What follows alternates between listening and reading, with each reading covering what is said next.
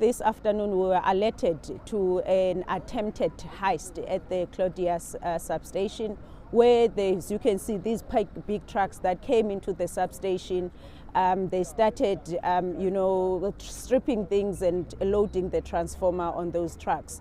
Obviously the community was the first on site, and they've alerted the councillor alerted the police, and the police came on time to basically stop what was happening here. What we are happy is that everything, I think, except for one bakkie, all the vehicles that were here are still here, and there are 10 people that are detained.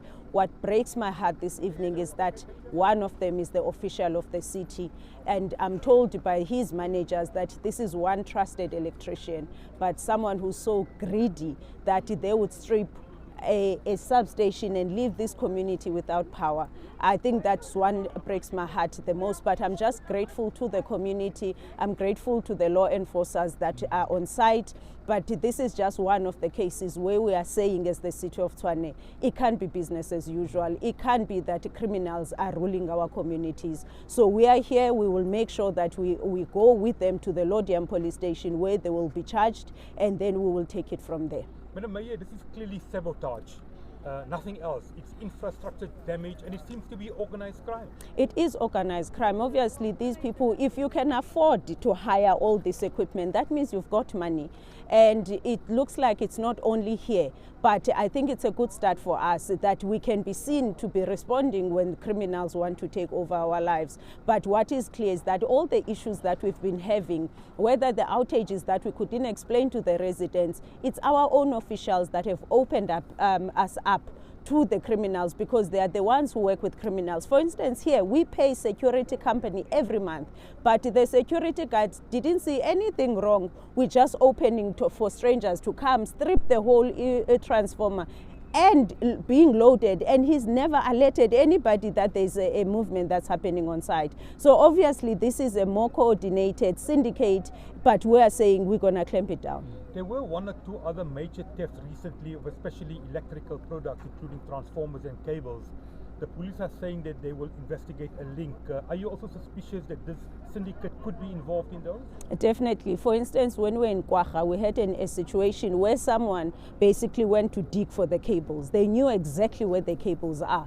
And that means that these people, they are working together, and they linked. And where they sell these things. And remember, in Tshwane we've got a situation where there are communities that are paying mini municipalities where people buy transformers and force residents to pay for electricity. That we are suffering losses as the city, where we can't explain where the electricity goes. But there are people who have appointed themselves to be municipalities or ESCOM that supply electricity. And those transformers, we always ask ourselves, where do they get the transformers?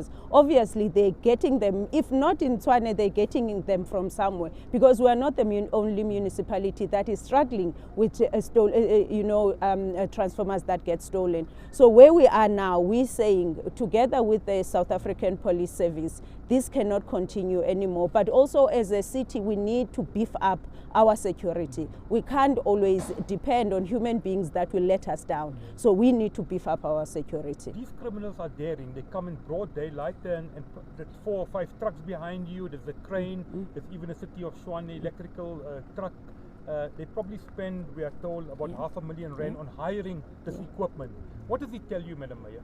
It tells us that we're dealing with a very well organized criminal syndicate. That's what it tells us, that we're not dealing with micro crime here.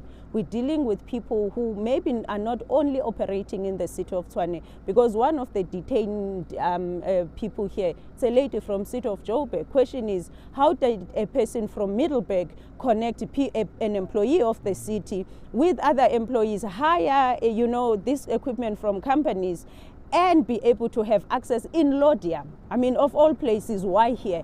And it means that someone has given them information, and I'm sure they've been learning this, because if you can see the other part, they've started opening the gate, and they were ready to load the second transformer. So this is not work that started this morning. Obviously they've been working on this for a couple of times. So we need to, when we respond to it, we need to be aware that we're not dealing with just small criminals here. And you're grateful to the eyes and ears of the community who made a tip Definitely. of the young men and No, women who are in the definitely. area? I mean, that Disaster was the management. first thing I said, to say, when you have a community that works with you as government, because without the eyes of the community, without CPF making the calls to the ward councillor, this wouldn't, with this transformer, now we'll be having a different problem where we have all these areas being out of power. So we're truly grateful to the community, especially the CPF, that puts their lives in danger because they are helping the municipality to keep the area safe as well. Thank you very much, Madam.